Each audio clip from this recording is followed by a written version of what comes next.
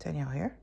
Today is Thursday, October 9th, and I think, correct me if I'm mistaken, this is the first clip of my new vlog for October. So yeah, I'm Danielle. My pronouns are she, her. This is my channel where I talk about cross stitch, and I know that I filmed like on October 1st when I put down Forest Home, but that was the last clip for September. I'm getting very confused with all the Survivor like recording and stuff, so I think excuse me, that this is the first time I'm recording for the October vlog. And I had picked up The Legend of Sleepy Hollow by the Witchy Stitcher, and I have a finish. So when I picked it up, I had 1,790 stitches remaining, and I was pretty sure that I could push through to a finish. When I picked it up, I needed to... So when I picked it up, The Legend of Sleepy Hollow words were stitched. Almost all the bats were stitched. This whole branch was stitched, but the pumpkin wasn't filled in. The whole horse and rider were stitched. Hello, sir. The whole horse and rider were stitched. And then I had most of this black outline box here. So when I picked it up,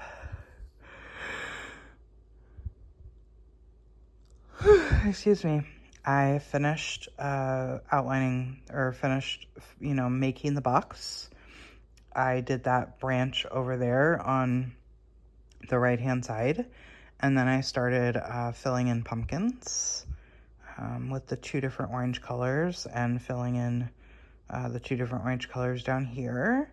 And then I did the moon and the doodads, and that finished it for me. Yeah, so I started this 2 years ago in the spooky season.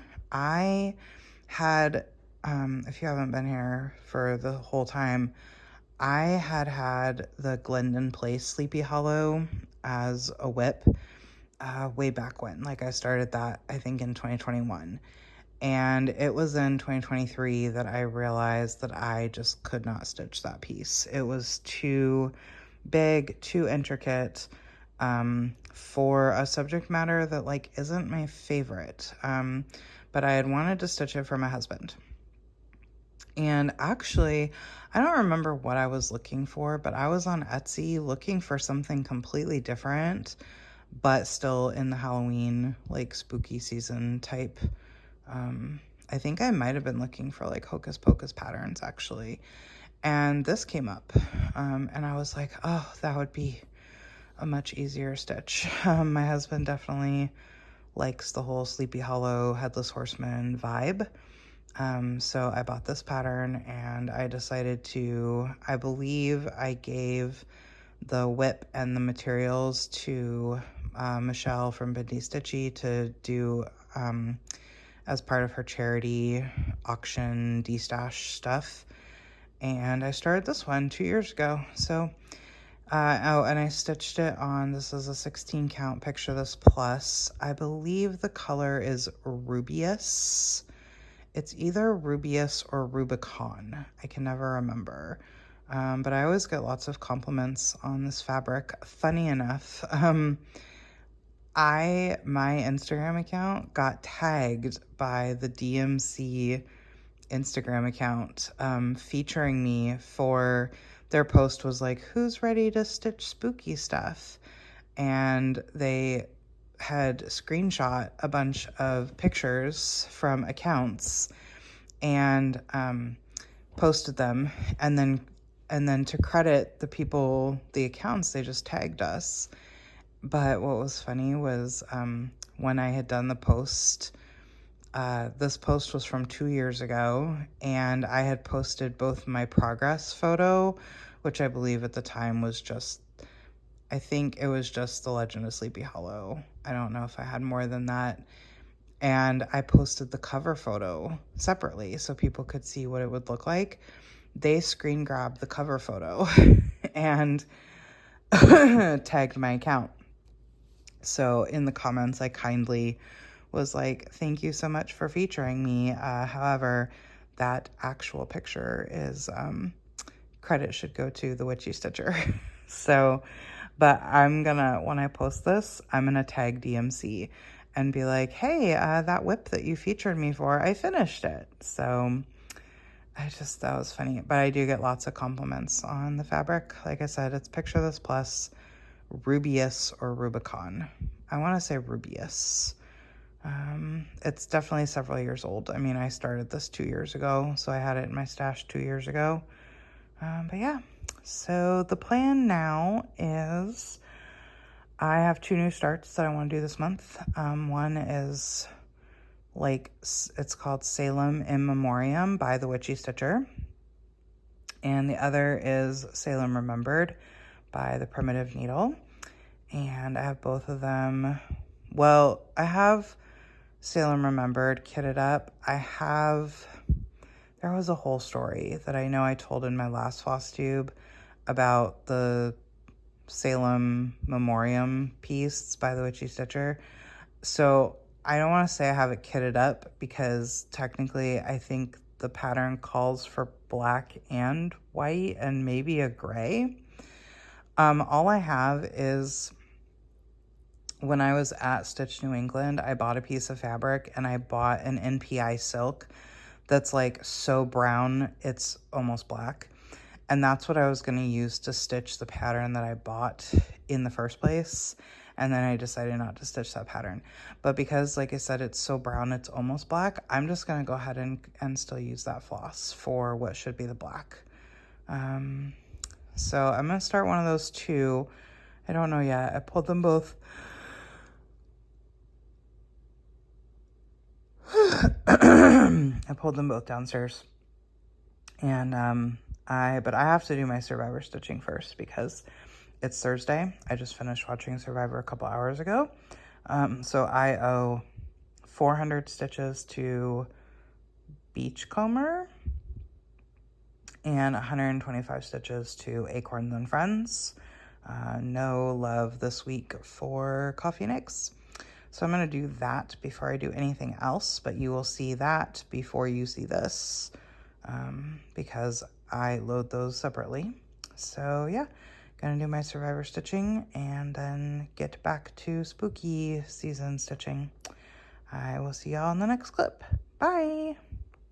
Hey everyone, today is Friday, October 10th, and I just wanted to show you, this is actually my Survivor stitching piece, which you would normally see in my Survivor stitchy vlog that I'll be putting up in a couple of days probably.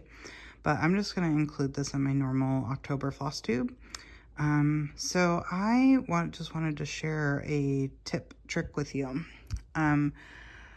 I just watched a video not too long ago in the last couple weeks. And so total credit to this goes to Ford from Caterpillar Cross Stitch. Go check out their channel if you want to see the source on this. But he did a video where he was testing out commonly used cross stitch tools, and talking about if he thought that they were beneficial, helpful, worth it or not. And the first one in the video, so it's very early, is this tail tucker.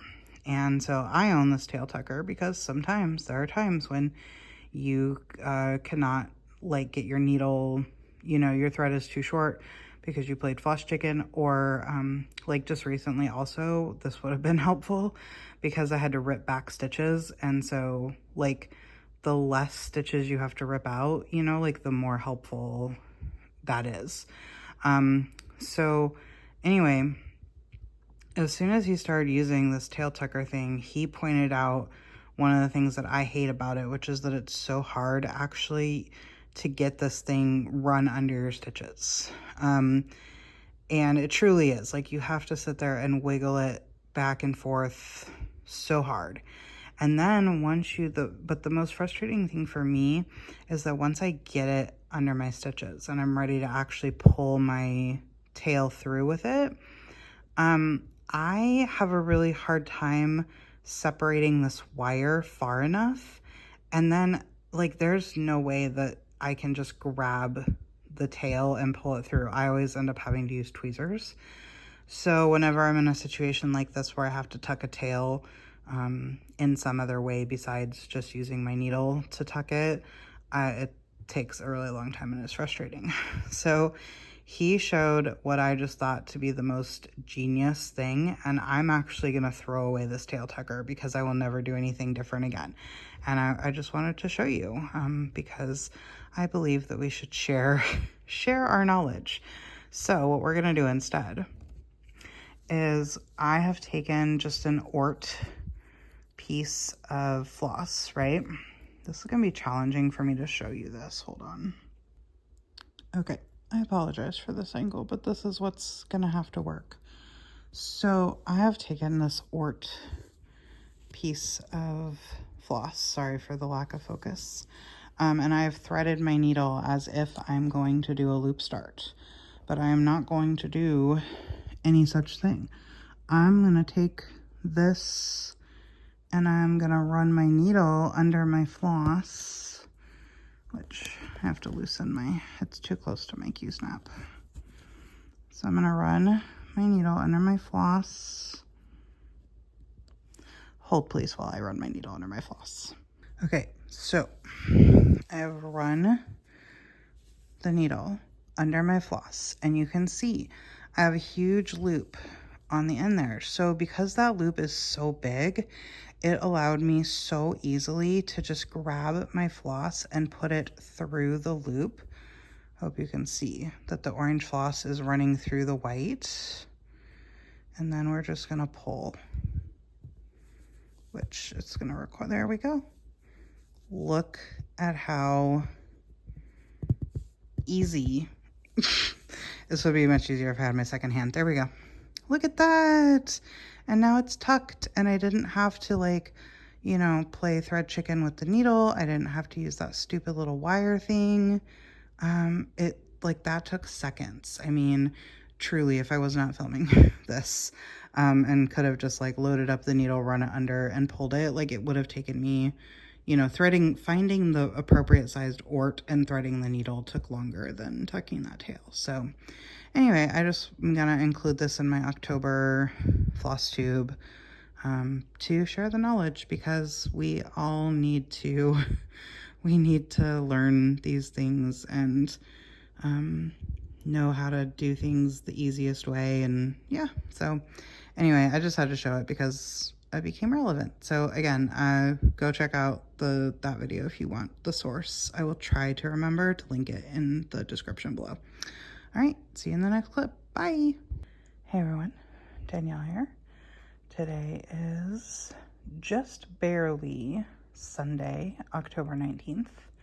It's 12:36 in the morning. That's why I say just barely. And I have come to my stopping point with this piece.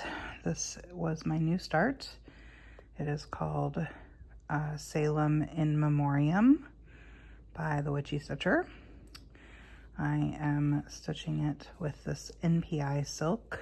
I do not have the number, but it's basically like if you were to pick a DMC equivalent, it is like a 3371. So it is like the deepest, darkest brown. And this fabric, I believe, is an Atomic Ranch, but I don't know the name. But I think it's perfect for this piece. I really love it. It was funny because I'm pretty sure I told this story already, but like, so the long story short is that I bought all this at Stitch New England last year, and I was gonna stitch a primitive hairpiece called 1692. They missed one, but then, and so I bought this fabric and this floss and that pattern at Stitch New England, and I put in one stitch, which was that stitch right there, the very bottom corner of the tombstone. But it was intended to be that other pattern. And then I decided that I didn't want to do sort of a funny joke piece about Salem at the time. So I packed this away. I found this pattern and I was like, yes, I'll do this instead. This will work perfectly with all the same material. And I packed this away, and it was kind of funny because like I forgot what this fabric looked like. In my head, I was picturing, I have a piece of Bestitch Me fabric, I believe called Devil's Claw. And excuse me, in my brain, that's kind of what I felt like this fabric looked like, which is kind of like reddy browny mottled green, red, brown colors. I had totally forgotten what this looked like, but like I love it. I actually think this would be such a good fabric for Halloween Quaker by Leela's Studio. Not that I'm ever gonna stitch that, but I just wish I could remember what this was called or had the tag, or I don't even know where the other part of this fabric is. It was obviously cut, and I don't know where it is. But anyway, I am making some slight modifications to this. The charted, so the pattern as charted does have a little bit of white in it.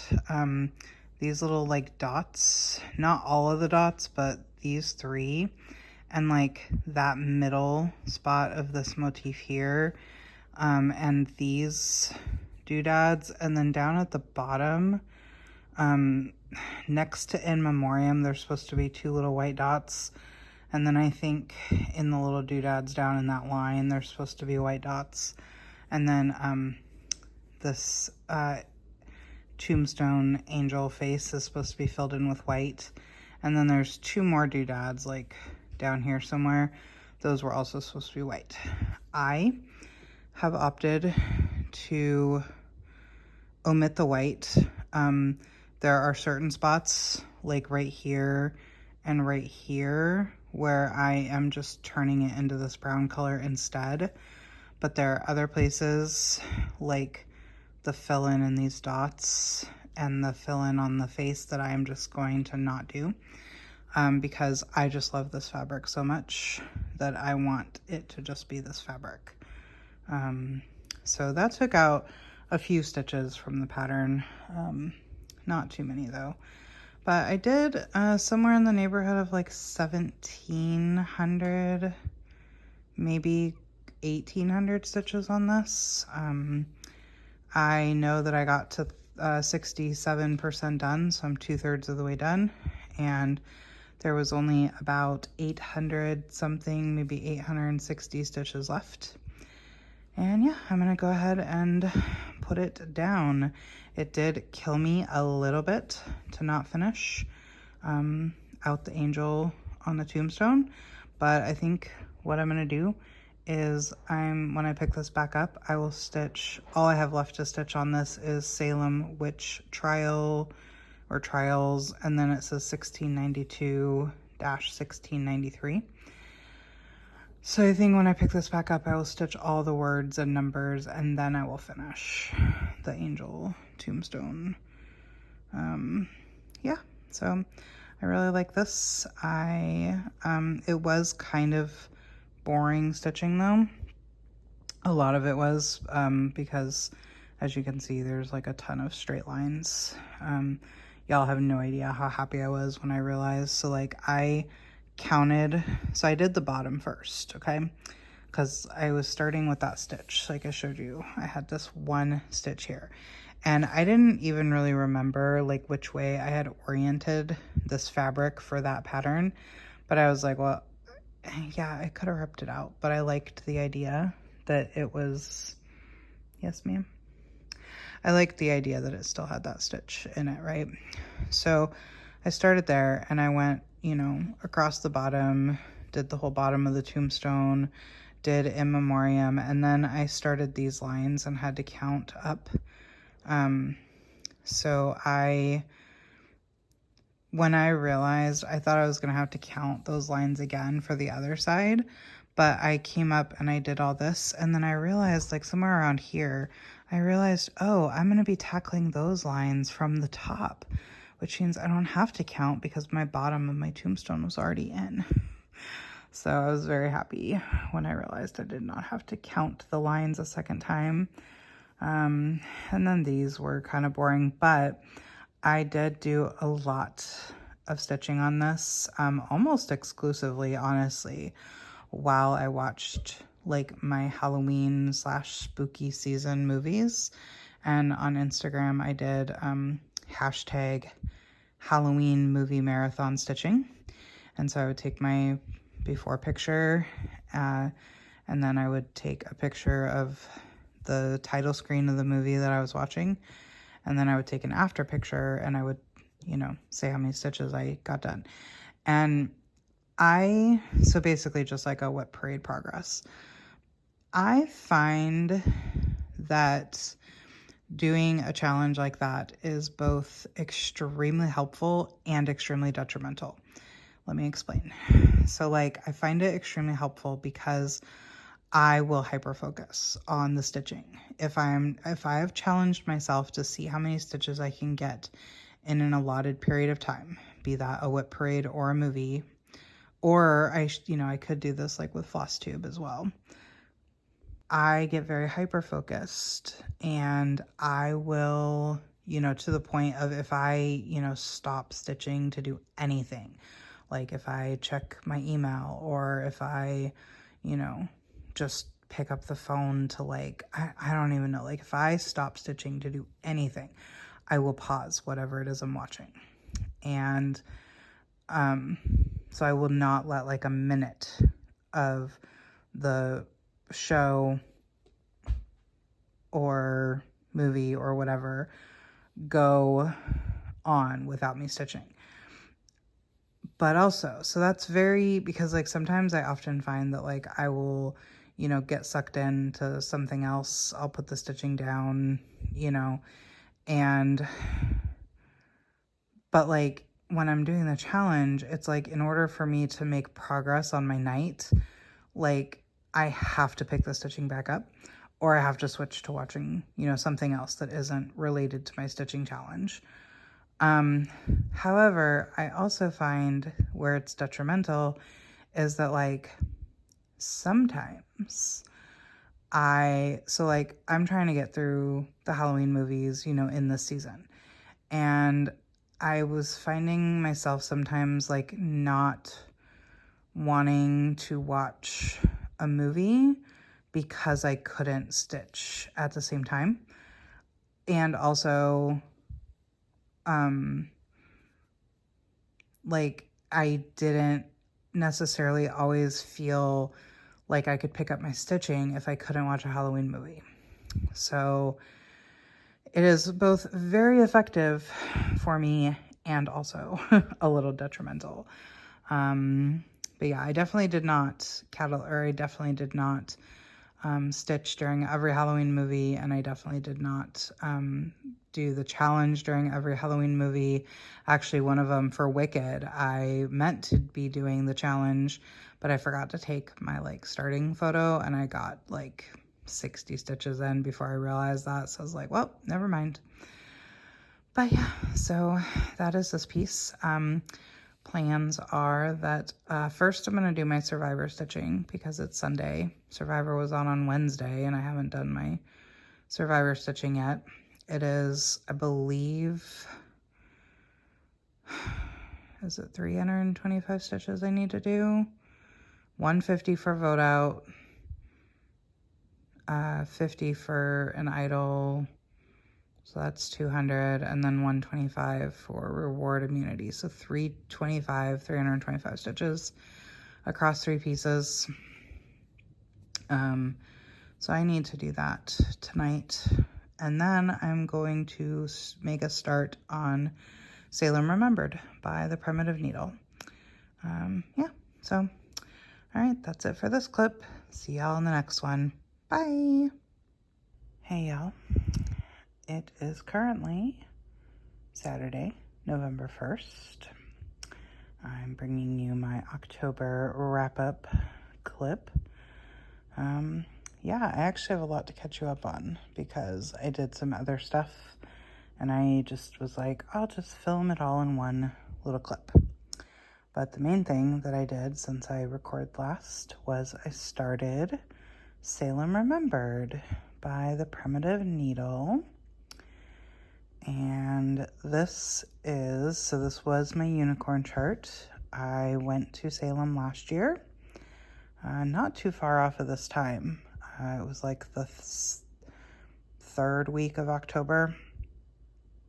And I remember being in the car going back to Boston, and I was searching on either, I think maybe just a Google search or on Etsy of Salem patterns, cross-stitch patterns, and I saw Salem Remembered come up in a search, and I remember seeing the Primitive Needle attached to it, and I was like, oh, well, that's probably never gonna happen. And I did set like eBay alerts.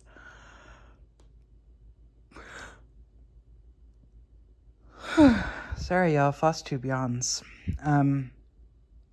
But in the probably 6 to 8 months, I think probably 8 months that I had an eBay alert, the only thing that ever came up was there's a person who repeatedly stitches this pattern and then sells the finished product for $150.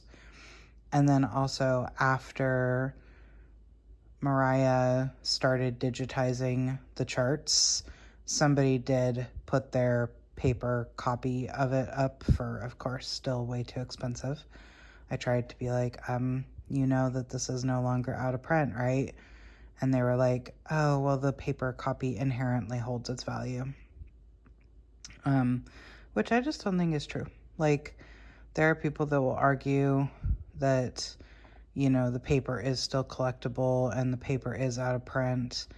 And I mean, while that's technically true, I don't think I have a collector mindset, because I'm like, if I want to stitch off paper, I would just buy the PDF that is now readily available and then print it, and not pay $99 for a paper pattern. I don't know. Anyway, so I bought this as soon as it was made available from Mariah.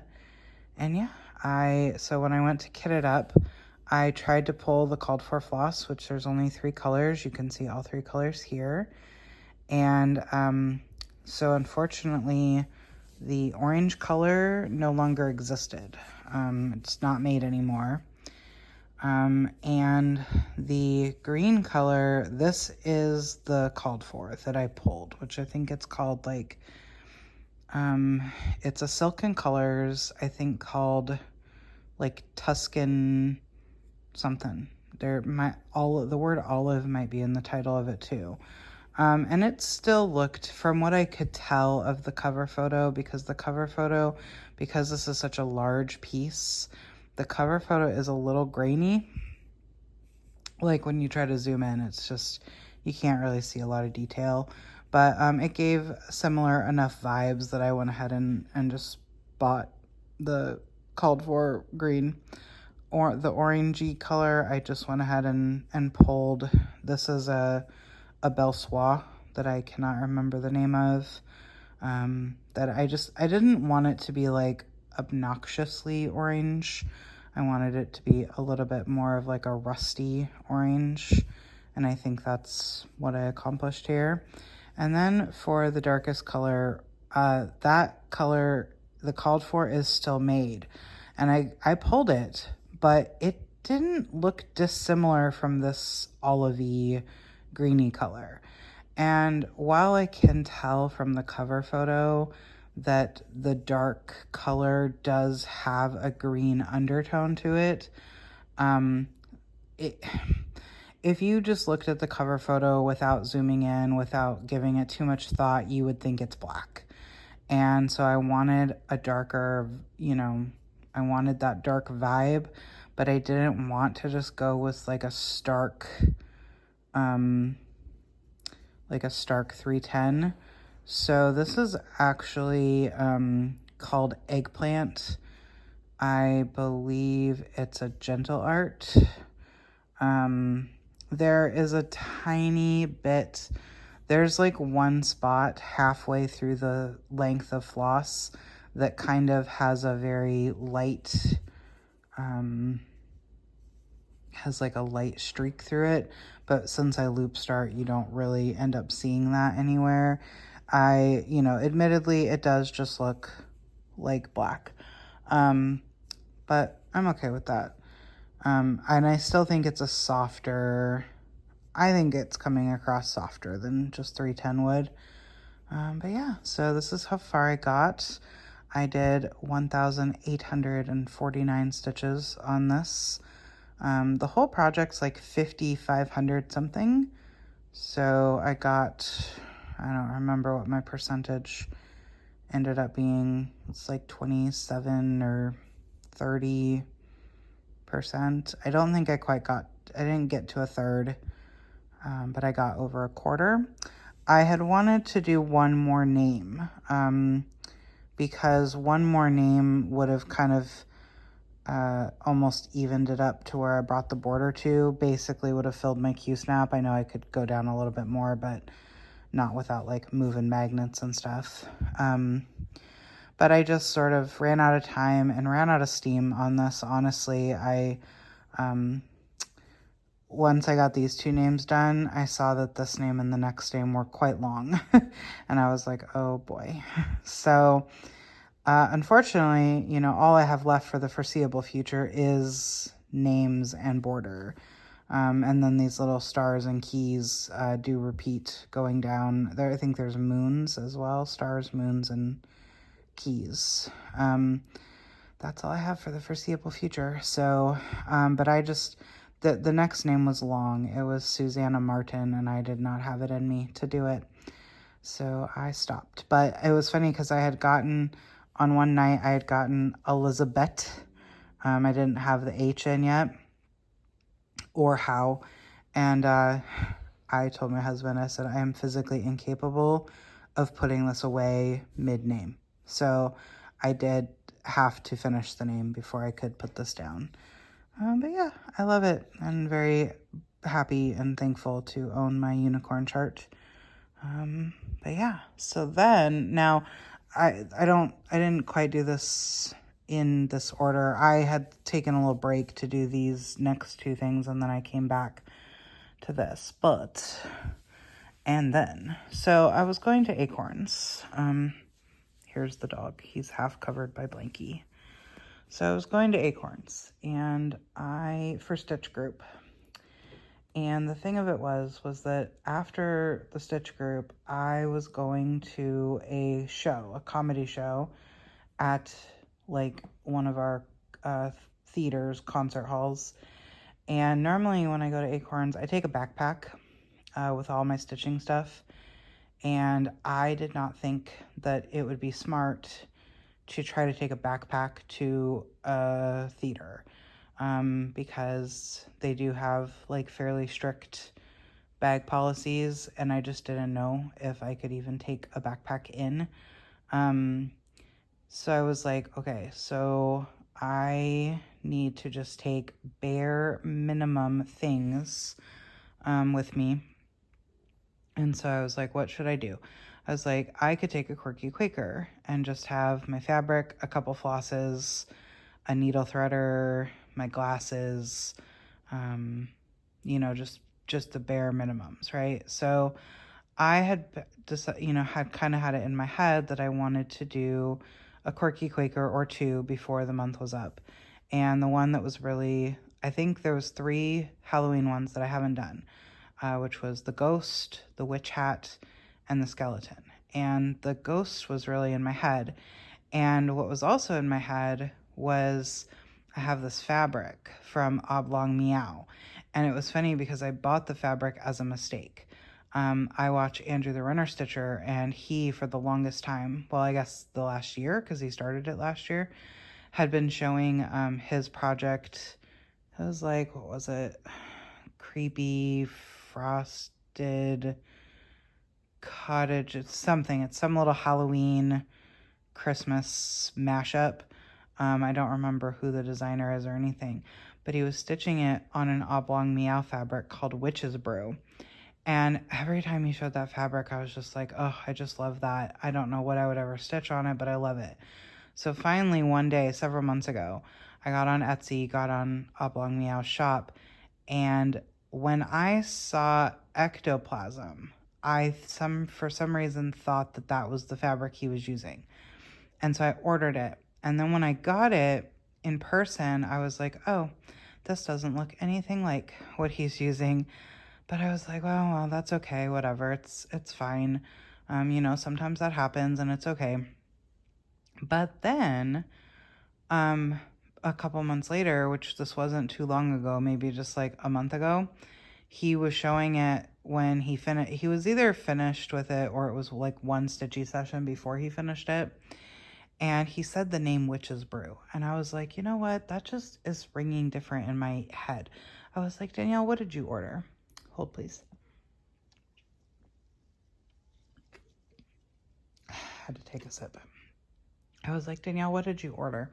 And so I got on my Etsy history and I saw I had ordered ectoplasm, not Witch's Brew. So I actually did place a new order with Oblong Meow. I think it's coming today, actually. And I got Witch's Brew and I got a few other things. But this ectoplasm was ringing in the back of my head to put the ghost on because I thought it would give it like a Ghostbusters vibe because you'll see here in a second when I show it to you. And then as I was traveling to Acorn, so that's what I did. I grabbed the ectoplasm. I grabbed the black and the white because that's all that's called for, is white for the ghost, black for the border and the doodads. And off I went to Acorns. And while I was on the way, I was kind of thinking like, is there enough room around the ghost that I could put a little red circle and the little slash through it like Ghostbusters? And I was kind of looking at the pattern while we were traveling, and I was like, no, I don't think there is. And then, but then I was like, but wait, what if I just stitched the border in red because the border could be like the circle, and then add a slash through it? And I was like, oh my God, genius, right? Genius. So it will actually be Ghostbusters ghost. And so when I got to Acorns, I immediately went into the shop to find a red floss because, again, all I brought with me was black and white. And I started at Acorns, and then I finished it up not when I got home. Actually, so I started it on the 29th, and I didn't finish it till the 31st. 3 days is a long time for me for a quirky Quaker because normally I get very motivated and bust them out pretty quick. Not always on one day, but usually only 2 days. But here it is. And now I will say, this is the first time I have stitched 20-something Quirky Quakers. I think I'm going on 30. And I have never messed up a border. I have messed up the stuff inside, but I've never messed up a border. And this is the first time I messed up a border. And it did kind of change where the line ended up going compared to where I had mapped it out. But it's okay. It's fine. We're all fine here. So here it is. This is my no ghost Ghostbusters Quirky Quaker. I just think this was ridiculously, I'm proud of it. So, in the original, it doesn't say no, it says boo. But I was like, a no ghost wouldn't say boo. So I was like, I'll just change boo to no. And then in the original, there's a doodad here and a doodad over here. But my line would have either touched this doodad or cut it off entirely. And so I was just like, no, I will just leave the doodads off. And then also on the original pattern in the ghost, there's supposed to be a little Quaker cutout. But again, I thought that it would look weird to kind of only partially stitch the cutout and the line was going to run through it. So I just decided no cutout. And I do think that I want to stitch it again, like as intended, because this border mess up thing really pissed me off. So what happened was I started over here. I started with this little thing here, and I came up, around, and then right here, I added an extra stitch in this, on this side. So that stitch right there should actually be this line. But I came down an extra stitch and started this line right here. And so it should be over here, which also means that this whole bottom part should be up one stitch. And I didn't notice it, so here's the mistake. I didn't notice it until I got all the way over here and I was about to connect, because I had left these few stitches I hadn't done yet. And so as I came to the top of here, I was like, my line should be right here. Why is my line not right here? And so then I found the mistake and I was like, look how much I would have to rip back. I would have to rip out 4 whole sides, and I was not doing that. So it just stayed put. But it did kind of it made it more complicated than it needed to be by having that mistake in there. But so that's why I think I might stitch it again, as intended, as just the plain ghosty, with the doodads and with the little cutout on a purple fabric, because I really do love putting Halloween things on purple. But I'm so proud of this. I just think it's so cute. And it reminded me of something that Michelle from Bindi Stitchy would do, because she's always like changing things to be like characters or from like books, movies, like fandom stuff. She's always doing stuff like that. And so I was proud of myself, and it's so cute and I love it. So I did that. I worked on that the 29th, the 30th, and then I finished it up on the morning of the 31st, like within a couple hours of the 31st. And due to the sleep schedule that I'm in right now, I was up for a while. So then that's actually when I finished off this name. So I went from finishing up Ghosty to finishing the name on Salem Remembered.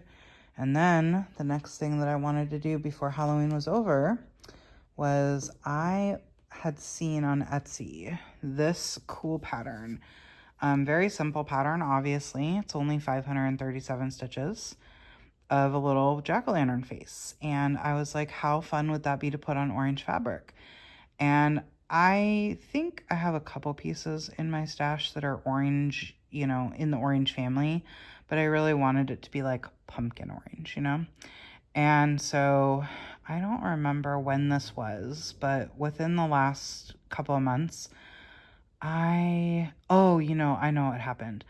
I think I saw on Etsy, I follow Witch's Garden Crafts, and she posted a fabric that I just thought was gorgeous. And she was like, it's in my Etsy shop. So I went to her Etsy shop and I got a piece of that. But of course, fabric can't travel alone. And so I bought like 3 other pieces of fabric with it. And one of them was this one. It's called Spicy Pumpkin. And look how just saturated, like this is just the perfect pumpkin orange color. And so I had this pattern in the back of my head when I saw this fabric in her shop. And so I hadn't bought the pattern yet, but it was in like my wish list on Etsy. So I got the fabric, saw, yep, that is going to be perfect for what I want. So then I bought the pattern and I wanted to stitch this on Halloween. So I started it yesterday morning after I finished the ghost and I finished the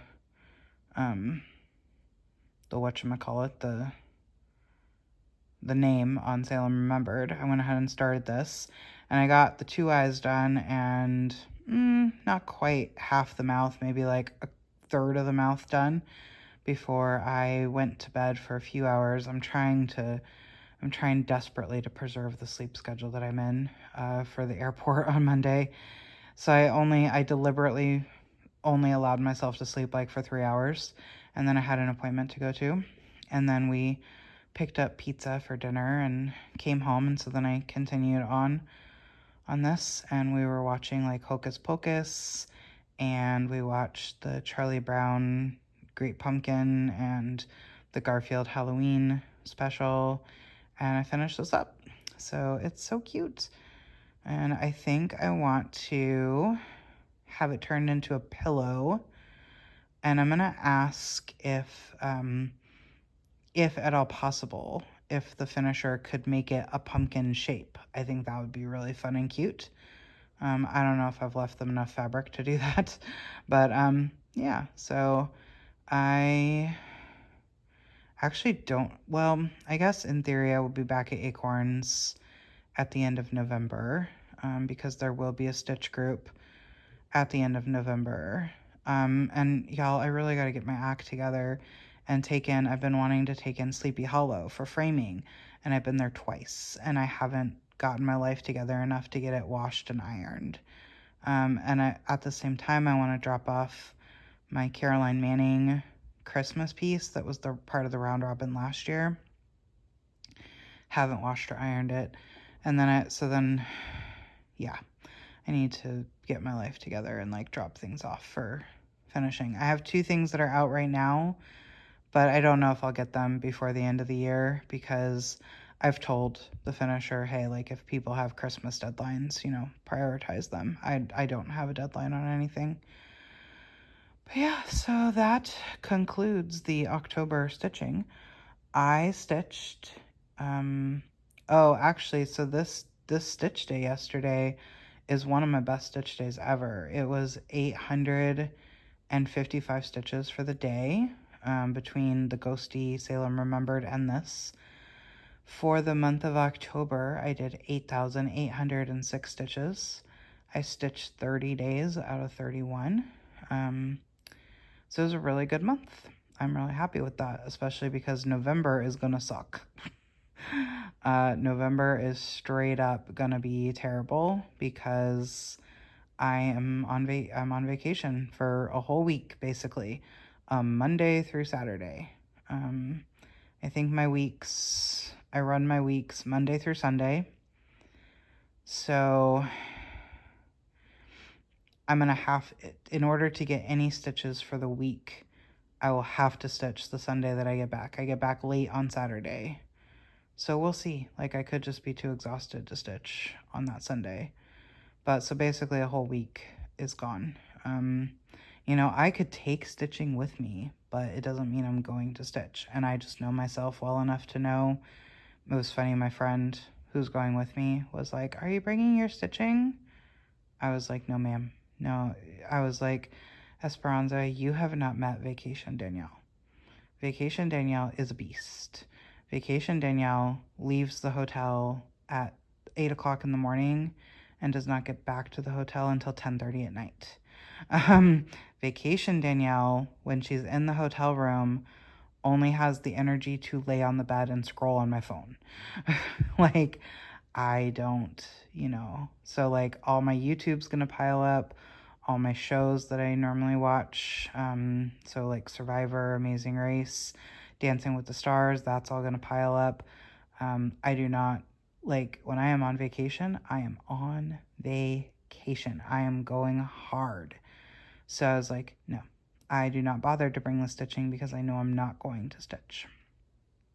So I'm going to lose a whole week, which makes me really sad. This is like, I have stitched so many more days this year than I did last year. I think last year I only stitched like, I'm trying to remember. I feel like I remember, I know for sure there was 60 something days I didn't stitch, because I remember thinking like, wow, that's like 2 months out of the year that I didn't stitch. Like, if I did those consecutively, it would have been over 2 months. But now, I mean, we're at the end of October, and I think I've definitely already stitched the same amount of days that I did last year. I would have to look at the stats. If I'm motivated enough, maybe I'll put it up on the screen for you. But I haven't had a stretch like this where I haven't stitched. yeah, so I'm bummed, to say the least, that I'm gonna miss a whole week of stitching, but I will have fun, so. But, okay, plans for November. I know, I've talked forever, sorry. Plans for November. So, actually I don't know what I'm gonna stitch today. I have no idea. But I know that tomorrow, Sunday, what I would like to do is I have a piece called New York State of Mind, and it's this cute little, the face of a girl, and she has a little yellow scarf on, so it strikes me as very like fall winter vibes. And her hair turns into the Empire State Building, and then on the side of her it says New York State of Mind. I'm going to modify it a little bit, and I'm going to add in the words I'm in a, so it'll actually say I'm in a New York State of Mind. And then, so I want to start that tomorrow, which is Sunday the 1st. It's the day before I go to New York, and it's the day that Andrew the Runner Stitcher is running the New York City Marathon. I'm so bummed that, like, I can't go and, like, cheer him on. But, like, in fairness, he was like, yeah, the city is kind of crazy on marathon day. And I'm like, yeah, I definitely would get that. But I'm just, like, so sad that I'm missing it by a day, that I can't, like, go cheer him on. But so, I want to, as I did last year when he ran the Chicago Marathon, I want to start that project and work on it for the exact amount of time that he runs. So just based on like my sleep schedule and like what's, going on and stuff, what I might do is I might start it before the marathon starts and work on it for 3 hours. And then once he's done with his race, I will go see what his exact time was, and then add that additional. He runs a marathon in about 4 hours, give or take, like 10 to 20 minutes. So I will go look at the exact time and then finish off, just because I want to see like how far I can get on it in his run time. So that's my plan for tomorrow. Today I may start my project this was gonna be the first thing that I turned my attention to when I get home, but seeing as how I have nothing better to do anyway, I think I may just start it today. I have a project that I would like to stitch for my friend who I'm seeing in almost exactly a month. And it is a witchy, no. It might be Witch's Garden Crafts, actually. I can't remember who it's by, but it is a design that says, I like my coffee black like my soul. And my friend, she is just like, she is the biggest coffee addict. Actually, I sent her a meme that said, have you ever considered that maybe the coffee is addicted to me? So I would like to stitch that for her because I'm seeing her in a month, so that would mean I don't have to ship it to her. So maybe I'll just start that today.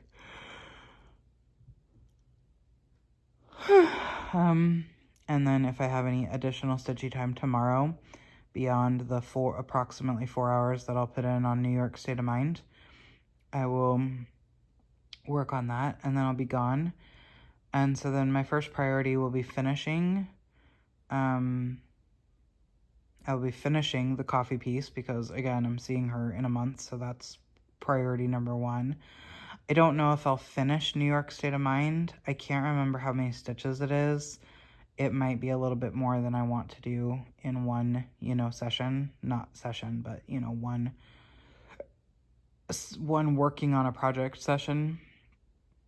So I may leave it for later next year.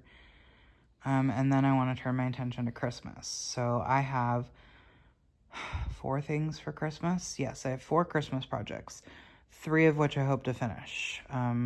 Gingerbread house, the 3D gingerbread house that I started in July, the winter star pillow that I started in July, the Hoops and Crosses UK Home Alone Sal, which I started last year for Christmas, that I got last year at Christmas time. I got through part 1. In July, I got through part 2. So now I just have part 3 left, and it's actually like pretty small. And so I believe all of those to be finishable. And then I have my Big City Christmas, which I would like to at least finish the first chart. I did not finish the first chart when I worked on it in July. So minimum finish the first chart. And then I don't know what I will do. But those are my immediate goals that I think I won't get all that accomplished in November. That'll start to take me into December, but I don't think it's going to take all of December to do that. So those are my goals for November, my plans for November, and keep on doing the Survivor stitching. I'm definitely not doing this week's Survivor stitching, at least not right now. I talked about this in my Survivor blog, but I'm going to not do the stitching this week, not do the stitching next week, and then when I get home, I will decide if I want to actually do those stitches as catch-up or if I just want to wash it and start fresh when I get home. But I want to, when I'm home, I want to keep up with Survivor stitching because there's only about another month of it left. So, and I've really enjoyed the progress that I've made. Again, if I have the motivation while I'm editing, I will actually put up on the screen the amount of stitches that I've put into those projects. Is pretty... I get it now. Like, I do get why people do this type of stitching. It's just not easy for me to swap that many projects and to, like, bounce around like that. But I do really get why people do this, like, oh, every week put in this amount of stitches, or, you know, or like WIPCO, or, you know, I get it. Like, the progress I'm seeing is really cool. Yeah, so I'm going to keep up with that. And yeah. All right, I've blabbered on long enough for this clip. Sorry, y'all. But yeah, so that's it for October. And I thank y'all for being here, liking, commenting, subscribing, doing all those good YouTube-y things. And I'll see y'all in the next one. Bye!